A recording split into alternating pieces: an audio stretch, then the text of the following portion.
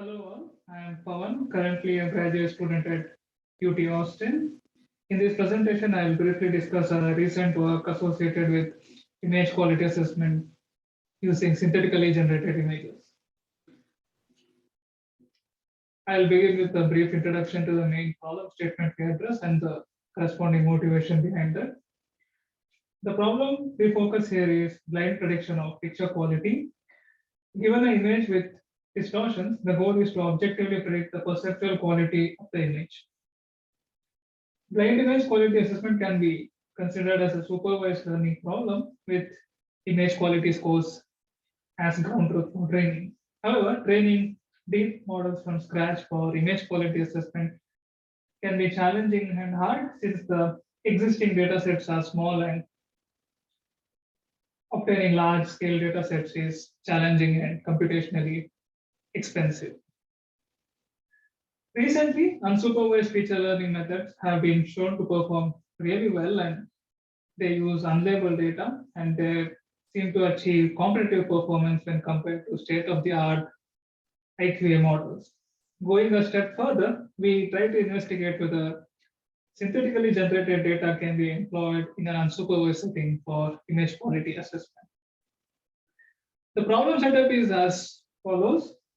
Training is done on a synthetic data and testing is performed on real images which have distortions. And we do not perform any additional fine tuning on the trained model. The motivation behind this is to study the impact of synthetic data on the performance of image quality assessment. First, we do not expect the performance to be on par with real data.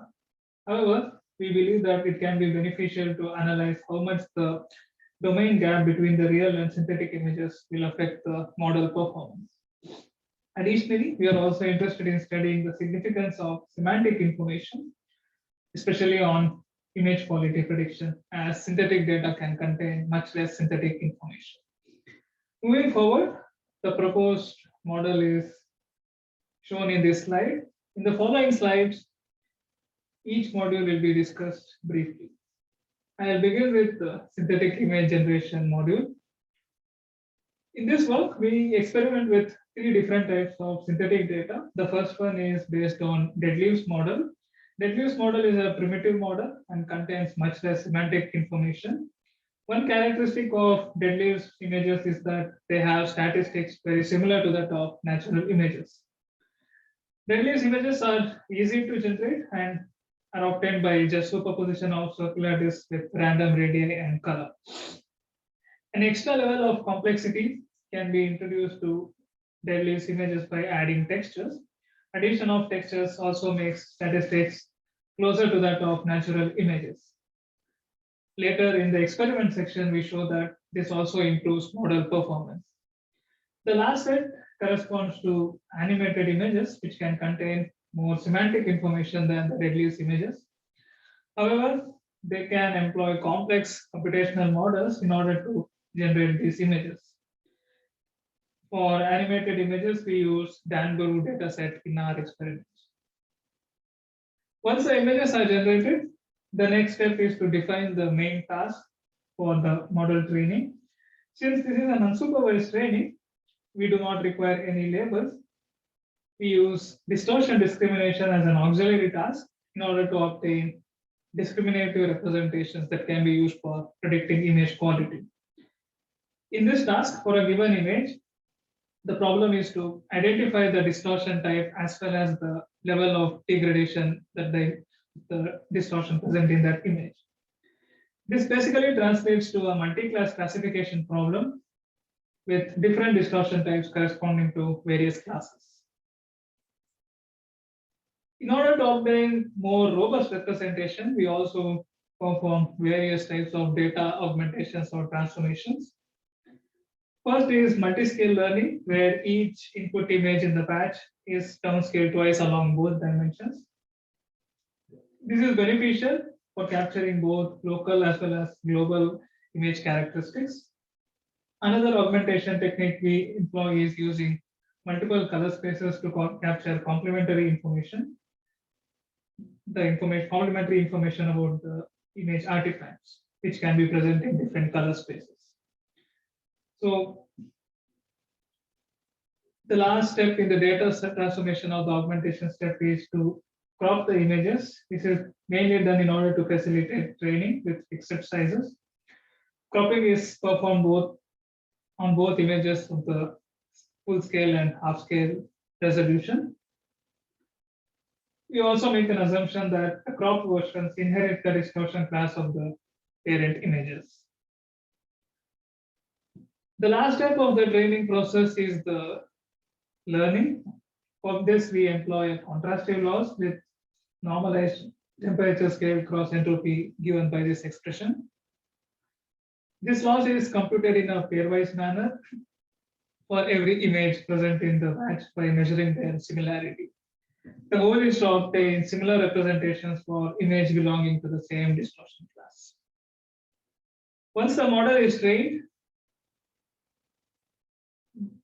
the trained model is the weights of the trained model are frozen, and we evaluate this model on real images which contain real distortions. We use correlation with human opinion scores as a proxy for measuring efficiency of the learned representations. The obtained features are mapped to quality scores using the regularized linear regression as shown over here. For computing features, we use images at both the scales, half scale and full scale, and we do not perform any additional data transformations. We use Spearman's rank order correlation coefficient as a metric for evaluating the model performance. And let's discuss some of the experiments and associated results we conducted in order to analyze the proposed model. In this slide, we report the correlation of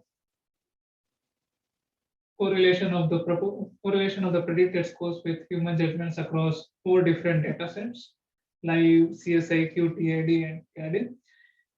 These data sets contain images, distorted images, along with corresponding human opinion scores.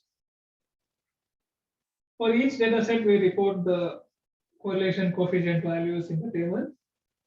One generic observation we can make from the table is that the models trained using synthetic data tend to underperform models when compared to that obtained using real data. Also, it can be observed that addition of textures always improves the performance regardless of the data set. And the performance delta between the real and the synthetic trained models typically reflect the domain gap. And if we closely observe the table, we observe that this performance delta is comparatively small for live and CSIQ datasets. Another observation we can make from the table is that the models trained using synthetic data have better performance when compared to that of traditional models which are based on handcrafted features. Notably, anime image trained models perform better than reduced images, suggesting that semantics play an important role in image quality assessment. So till now, we have observed the successes of the proposed model. In the next slide, I'll discuss some of the shortcomings associated with regarding the proposed design. The key drawback of the proposed model is that it does not incorporate realistic or authentic distortions that can be present in user-generated content images. So if we analyze the model performance on IQA datasets which contain authentic distortions such as Conic, CLive, the model has severely underperformance when compared to the other state-of-the-art IQA models, which can be observed from the table. We hypothesize that this is due to the fact that the training data does not include authentic distortions. Artificially adding realistic distortions to synthetically generated images is challenging since authentic distortions are obtained by a complex combination of various types of distortion. Also, semantics play a more important role, especially when characterizing authentic artifacts.